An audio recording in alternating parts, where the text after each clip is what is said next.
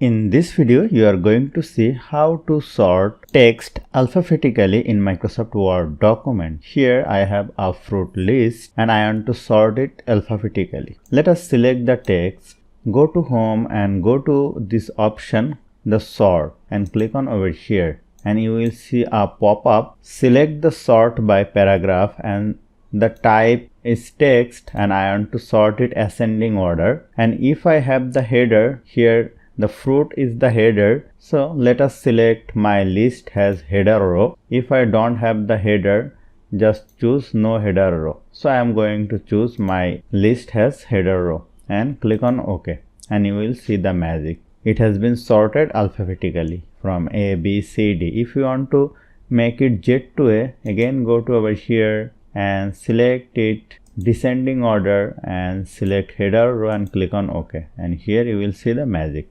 So hope you found this video helpful. If you like this video, please share this video with your friends and family, and don't forget to subscribe. Thank you.